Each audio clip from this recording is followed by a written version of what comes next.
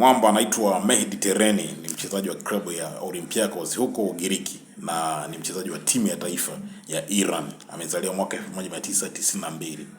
Unaambiwa yuko razi huko aliko ndani ya klabu yake, anasumbua vibaya mno.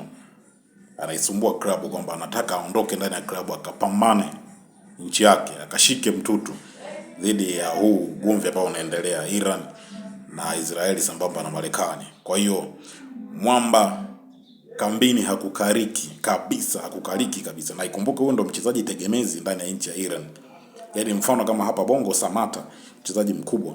Huyu Mwamba kwanza tulimuona pale Inter Milan, tukaja tukamuona FC Porto. Sasa hizi yuko Olympiacos ya huko Ugiriki. Mwamba ni mzalendo sana, amenyoka, au sio bwana? Ameacha utajiri aliokuwa nao, umaarufu aliokuwa nao, lakini struggling for country. Safi kabisa. What a good person. Nimemkubali mshikaji. Au nyinyi mnasemaje?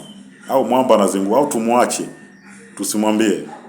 Lakini kwa upande wangu najua Mwamba yuko vizuri kwa sababu uzalendo kwanza. Au sio bwana? Lakini usisahau kunifollow hapa TikTok, lakini usisahau kusubscribe YouTube pia. Tuendelee kupata habari mbalimbali.